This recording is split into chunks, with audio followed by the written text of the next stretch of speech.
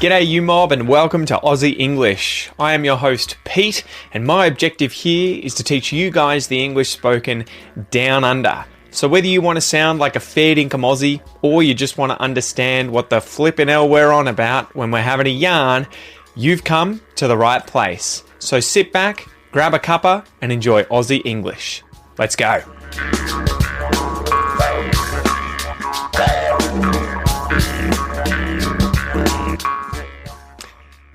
G'day you mob, Pete here. This is Aussie English, the number one place for anyone and everyone wanting to learn Australian English. Welcome.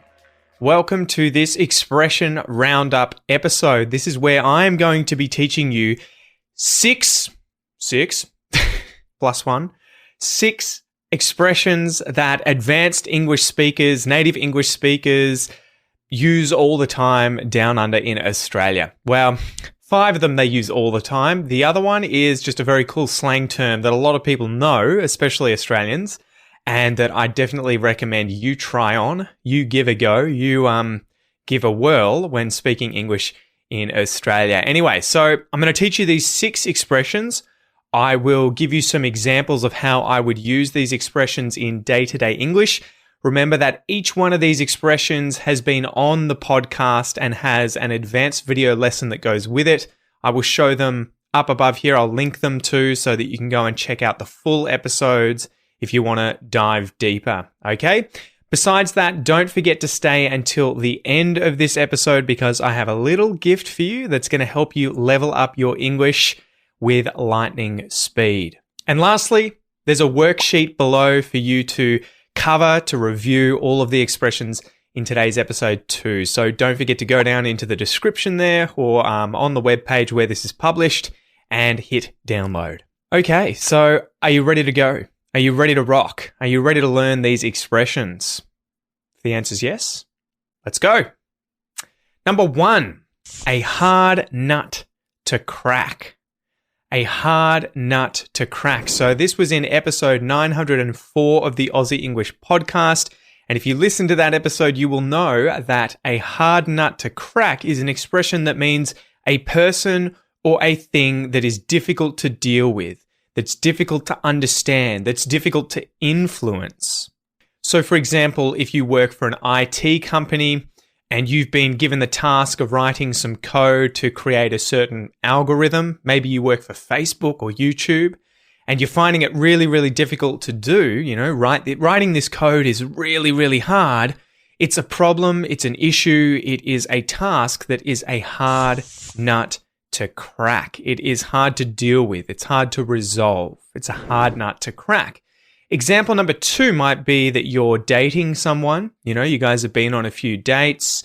Maybe you haven't pashed yet, right? You haven't had a kiss yet. You haven't had a snog with the person you're on a date with. So you're still trying to work out, do they like me? Do they not like me? Where do we stand? And if this person's not giving you any signals and they're hard to understand, they may be a hard nut to crack. Do they like me? Don't they like me? They want to go on another date, but I can't tell. They're not giving me any signals. They are a hard nut to crack. All right. Number 2, chasing rainbows. This was episode 919 of the Aussie English podcast. Remember, to chase rainbows, if you chase rainbows, if you are chasing rainbows, this means that you are wasting your time pursuing something impossible. Right? Something that is almost certainly never going to happen. You are chasing rainbows. The idea here being that if you actually try to chase a rainbow, you never get to the end of the rainbow, right? You never find that leprechaun with the pot of gold. It's impossible because the rainbow is always the same distance from your eyes, right? The physics of it mean that you can never actually get to a rainbow. Annoying, right? So example number 1, imagine that you are an Aussie guy or girl who's flown over to America and you want to become an actor, right? You want to make it big in Hollywood. So you start submitting all of these, what do they submit? Audition tapes, videos of you acting to different films, to different TV shows, hoping that you'll get selected. But your friends tell you, it's always a long shot, so you're probably chasing rainbows. You're probably better off just getting a normal job. You'll have more chance of making a decent income, of earning a crust. There's a good expression for you, to make an income. If you do that, as opposed to trying to become the next Chris Hemsworth. You're probably chasing rainbows. And remember from that episode, the Aussie version of this expression, to be dreamin', right? He's dreamin'. Mate, tell him he's dreamin', from the movie The Castle. Go check out the episode to learn more about that reference. Number 3, a rising tide lifts all boats. A rising tide lifts all boats. This was used in episode 929 of the Aussie English podcast. So go check out that episode if you want to get deeper into this expression. Typically, it's used to refer to a well-performing economy, helping everyone, both rich and poor, equally, right? The idea that everyone there is a boat on the ocean, and if the tide in the ocean is rising, all boats rise, Can't just be the rich boats or the poor boats, maybe sinking down. They all rise equally. So we can also use this to mean an action that helps everyone involved, though, right? The idea being that if you do something that helps everyone, it's like a rising tide lifting all boats. So let's go through some examples. Example number 1, imagine that you're a politician and you're, unlike most politicians, not a dodgy guy. You're a good guy as opposed to a bad guy. And you're trying to do the right thing. You're trying to make a big difference for, Aussie battlers, people doing it tough and who have low income. So you want to implement some sort of tax law or tax reform so that everyone will do better. You're hoping that by doing this, it's like a rising tide lifting all boats, right? So everyone's going to benefit. The second example may be that you are a billionaire, right? One of the very few people in the world who has $1,000 million or more in assets and wealth. But instead of being like most billionaires, you want to give away a lot of your money, right? You're more of a philanthropic billionaire, maybe like Bill Gates or apparently like Mark Zuckerberg. He says he's going to give away 99% of his wealth. So you're hoping to do this to charities, say, fighting disease in places like, poor countries in Asia or in Africa or in South America because you want to help the poor. And you're hoping by doing so, a rising tide lifts all boats. If you develop vaccines for certain diseases or treatments for things like malaria, you're hoping it helps everyone. A rising tide lifts all boats. All right, expression number 4. And this was from episode 935. This is the very, very Aussie expression. I think if you were to use this in Great Britain, in America, you would confuse the crap out of people. You would confuse people quite a lot. However, I think you could probably use this in New Zealand and it might make sense. Anyway, let me explain it. To rattle your dags. To rattle your dags. Right? If you rattle something, it'd be like having keys. I've got no keys on me. But, I've got an idea. Here we go. Here's a prop when you need it. That's to rattle. Right? It's to make all those noises when you got a bunch of things. That's to rattle something. A dag in Australia is the sort of dreadlock that you would see on the backside of a sheep that is caked together full of poo. And, if they rattle together, it's because the sheep is running, usually, right? All the dags on the sheep's bum are rattling together and making some noise. So it's a very Australian expression to mean get a move on. Hurry up, let's go. Rattle your dags, mate. Rattle your dags. Come on, come on. So example number 1. Imagine you are running late to a party that you and your wife are going to. She might come out of the bedroom. She's ready. She's gotten all dolled up. She's put some lipstick on. She's got her dress on and you've just gotten out of the bath. And she might be like looking at her watch going, come on, hurry up, mate. Rattle your dags. Get a move on. Hurry up, we need to go. Rattle your dags. Another one could be imagine you're a marathon runner and you are in a race and you're coming second. So you are right at the front, almost number 1, and you can see the finish line within sight. You are so close. As you get there, your coach might yell out to you, Pete, rattle your dags. You're almost there. You can win. Rattle your dags. Hurry up. Go faster. Get a move on. To rattle your dags. And I think if you were to use this in Australia with Australians in a kind of, friendly, cute kind of way, they will laugh their heads off if they hear you say, rattle your dags. Oh, we better rattle our dags. We got to get a move on. Better rattle your dags. Number 5, to make your skin crawl. Ooh.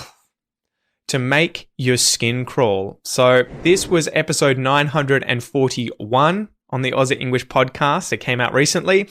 If you make someone's skin crawl, or if something makes your skin crawl, it's that you make someone feel disgusted or afraid, or that something makes you feel disgusted or afraid, right? Scared.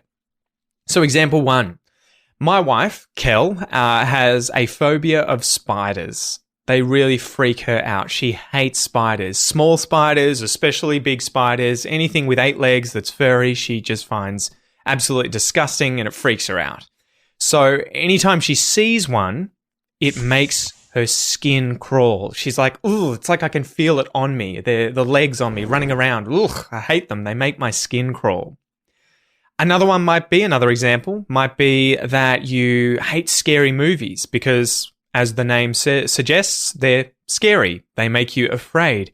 Sometimes they're really gory, really disgusting. There's a lot of blood and guts and horror in the film. So if you go to a film and you see one of these scenes where there's lots of stuff going on that you find incredibly disgusting or very scary, you might say, oh, I hate this film. It's making my skin crawl. Ooh, it's just gross. It's freaking me out.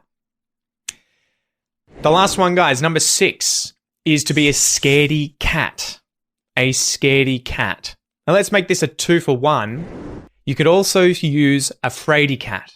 Right? Like a cat that is afraid, a cat that is scared, a scaredy cat, a fraidy cat. This was episode 952 of the Aussie English podcast that was released recently.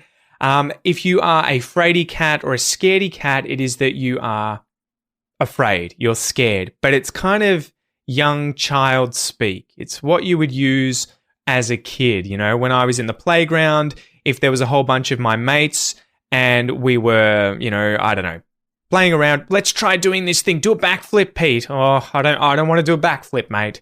I'll get hurt. What are you, a scaredy cat? Are you afraid? All right, I'll do one. Oh, my back. All right, example number 2.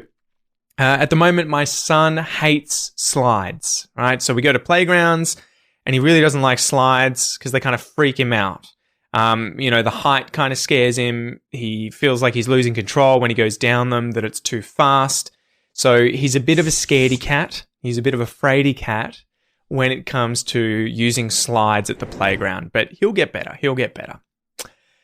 Anyway, guys, that is it. Those are the expressions. A hard nut to crack, to chase rainbows, a rising tide lifts all boats, rattle your dags, to make your skin crawl, and a scaredy cat. Okay, so try and use one of these right now, right? Pause the episode or the video and try and go down into the comments below and use one of these expressions that you found, the most interesting. Maybe if you knew some already, use one that you didn't know beforehand.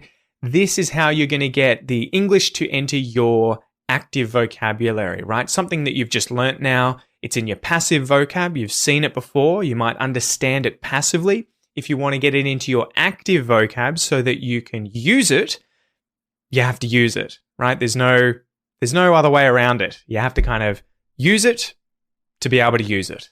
I don't know if that's an adage or a slogan yet, but maybe I'll make that one. Anyway, besides that, I've got a little gift for you. So I have a podcast, as I mentioned, called the Aussie English Podcast, and it comes with full transcripts, full video lessons for these expression episodes. Every single expression episode that I've mentioned today comes as a full 20-minute episode where you will learn how to use the expression, but you'll learn a lot of other advanced English in there. You'll get access to pronunciation lessons. There's a lot of content when you join the Aussie English Podcast. So if you want to get access to this, go down below and you will be able to sign up to the premium podcast membership in the next 24 hours and get your first month free, okay? So I don't usually give out a month's free access to this podcast to anyone, but for the next 24 hours after this video has been released, you can go down there, you can sign up, and you can check out over 950 episodes in the podcast membership for free for 30 days, okay? So I hope that helps you level up your English. I hope you enjoy it. If you've got any questions, again, send me a comment below, send me an email. Besides that, I'm Pete. This is Aussie English. Thank you for joining me, and I'll see you next time. Bye.